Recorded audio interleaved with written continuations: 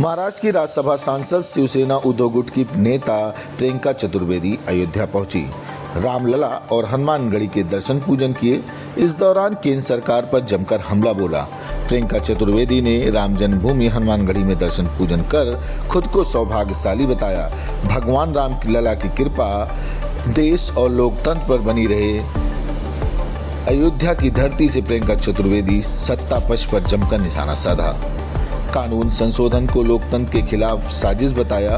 विपक्षी नेताओं पर सीबीआई और आईटी के दुरुपयोग का भी आरोप लगाया। प्रियंका चतुर्वेदी ने कहा, सीबीआई और इनकम टैक्स का इस्तेमाल कर विपक्ष को डराने के लिए किया जा रहा है। 1 साल बाद क्लीन चिट दी जाती है, सवाल तो उठेंगे ही। बिहार चुनाव पर प्रियंका चतुर्वेदी ने बड़ा दावा किया। उन्होंने कहा कि इंडिया गठबंधन की जीत होगी, जनता सत्ता पक्ष से नाराज है। प्रियंका चतुर्वेदी ने अयोध्या में विकास के साथ रोजगार की भी मांग रखी है। बहुत ही मुझे खुशी हुई और ये मैं अपना सौभाग्य मानती हूँ कि मुझे अयोध्या आकर रामलला के दर्शन करने मिले।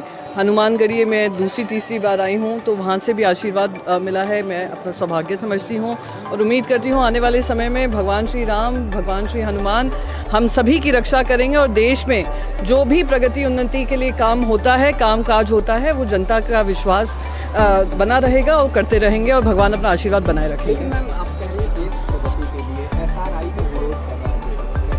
तो एसआईआर का विरोध भी देश की उन्नति और प्रगति के लिए है। अगर देश की प्रगति और उन्नति में जनता का योगदान नहीं रहेगा, उनके वोट का अधिकार नहीं रहेगा, तो उसकी लड़ाई लड़ने की भी जिम्मेदारी हमारी है। तो भगवान श्री हनुमान से यही कहने आई थी कि हमें इतना आप स्ट्रेंथ दे दीजिए कि जो देश का संविधान है और जो प्रजातंत्र और लोकतंत्र चल रहा है वो कामयाब रहे। एक कानून लाया गया, पास किया गया है, अभी क्या कहेंगे, कुछ संशोधन किया गया है? जो कानून लाए हैं आनन फानन में लाए हैं, इस हड़बड़ी से लाए हैं, तो प्रश्न ये पूछा जाना चाहिए कि गृह मंत्री से ये ज़रूर पूछूंगी कि ईडी, सीबीआई, इनकम टैक्स तो आप उसका गैर इस्तेमाल कर विपक्षी दलों के नेताओं को आप जेल में डाल रहे थे, चाहे वो अरविंद केजरीवाल जी रहे हों, हेमंत सोरेन जी रहे हों और बहुत सारे सिटिंग चीफ मिनिस्टर्स के साथ साथ जो प्रखरता से विपक्ष का आवाज़ उठाते थे, उनको जेल में डालने का काम किया। उसके 1 साल बाद क्लीन चिट मिल जाती है उन्हीं लोगों को।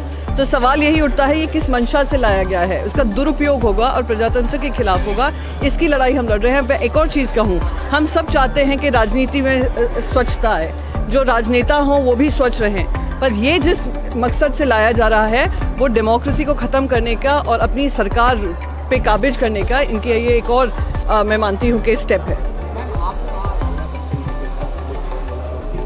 बिल्कुल भी कोई नोक-झोंक नहीं है। उन्होंने मुझे मेरी बिल्कुल माँ समान जैसी हैं। जब भी मैं दिल्ली रहती हूँ मेरा ध्यान रखती हैं, तो उन्होंने प्रेम से ही मुझसे कहा था, क्योंकि वो थोड़ा डिस्ट्रैक्ट हो रही थी। मैंने उनको कहा कि आप अपनी स्पीच पे कायम रहिए, तो डिस्ट्रैक्ट हो रही थी, तो उन्होंने कहा था दोस्ती में ये सब चलता रहता है।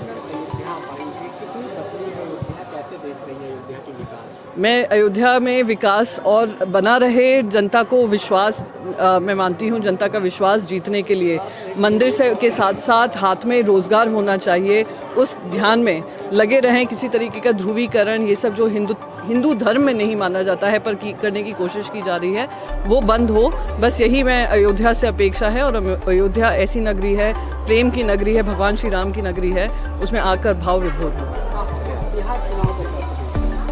बिहार चुनाव अच्छा ही चुनाव होगा, विपक्ष जीतेगा। सत्ता पक्ष जो जिस 25 साल से बिहार की जनता को दुख में डाला हुआ है, भ्रष्टाचार लगा हुआ है, सिर्फ कब्जा सरकार पावर का है, जनता का विश्वास नहीं है। मैं उम्मीद करती हूँ तेजस्वी यादव जी और इंडिया अलायंस के जो इम्पोर्टेंट पार्टनर हैं उसमें योगदान देंगे।